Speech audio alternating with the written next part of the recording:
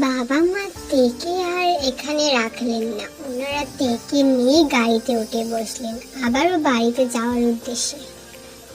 সময় অতিবাহিত হয়ে গেল তার মতন করে, বদলে গেল মৌসুমটা, কিন্তু বদলালো না মানুষের মুখের ভাষা আর তেকে প্রতিনিয়ত ছোট করা। আমরা এমন একটা সমাজে বাস করি যেখানে প্রত্যেকটা মানুষ আমাদের একটা ভুলের জন্য বসে থাকে। কখন আমরা ভুলটা করব আর তারা এটা নিয়ে আমাদেরকে ছোট করবে, তারা ছোট করাতে পারদর্শী। প্রতিদিন আকাশে প্রখর আলো নিয়ে সূর্য ঠিকই ওঠে, তবে তা যেন তার জীবন আর আলোকিত করতে পারে না। কোনো এক অস্ত্রে যাওয়া সূর্যে নেমে আসা অন্ধকার যেন তার জীবনে প্রবাহমান। তবে একটা দিক দিয়ে খুবই লাগে, কারণ ওর বাবা মা সমাজের কথা শুনে ওকে ছোট করেননি, বরঞ্চ ওনারা থেকে সাপোর্ট করেছেন। তার খারাপ সময়ে ওর পাশে দাঁড়িয়েছেন, পরিবার থেকে সব ধরনের সাপোর্ট পেয়েছে।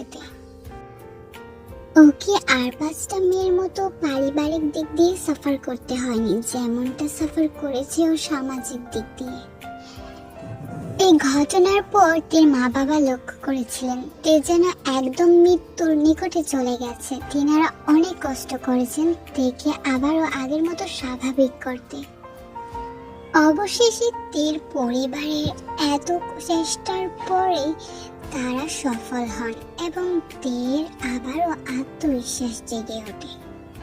তে এই ঘটনাটাকে তার জীবনের একটা খারাপ অধ্যায় হিসেবে ভাবতে শুরু করে, আবারও ঘুরে দাঁড়াইতে। তবে আগের থেকে বেশি শক্তিশালী ও আত্মবিশ্বাসী হয়। আমাদের জীবনের চক্রটাই এমন যে দুঃখের পর সুখ আসবে, তাই দুঃখের সময় ভেঙে পড়তে নেই, সে সময় শক্ত হয়ে সে দুঃখের সাথে লড়াই করতে হয় একজন বীর হয়ে।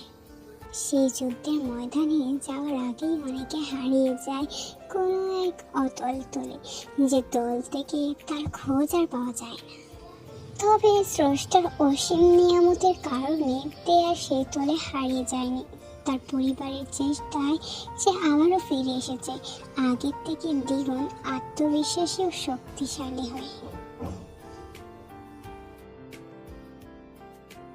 যারা কখনো কষ্ট কি অনুভব করেনি তাদের চোখেও জল জমেছে।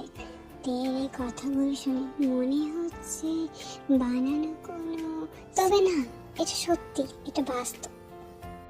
ভার্সিটির সব ছাত্রছাত্রীরা মাটির দিকে তাকিয়ে আছে। ছেলেদের সাহসী হচ্ছে না তের মুখের দিকে তাকানো, আজ তাদের লজ্জা হচ্ছে নিজেকে পুরুষ জাতি হিসেবে পরিচয় দিতে।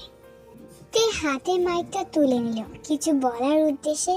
এটাই ছিল আমার এই ঠোঁটের পেছনে থাকা দাগের কারণ। আমি তোমাদের সব ছেলেদের উদ্দেশ্যে একটা কথা বলবো, মেয়েদেরকে সম্মান করতে শেখো, কারণ মেয়েরা মায়ের জাত। তারা তোমাদেরকে গর্বে ধারণ করে, তারা তোমাদেরকে পৃথিবীর আলো দেখায়। তাদেরকে সম্মান করতে শেখো। রাস্তা দিয়ে হেঁটে যাও মেয়েরাও তোমাদেরই বোনের জাত।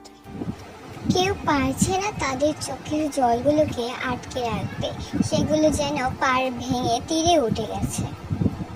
আর অন্যদিকে তে যেন প্রতিশ্রুতি নিয়েছে তার চোখের জলকে একদমই তার গাল বেয়ে পড়তে দেবে না। এটা যে তার নিজের সাথে করা একটা প্রতিশ্রুতি, তাকে আর দুর্বল প্রমাণ করবে না।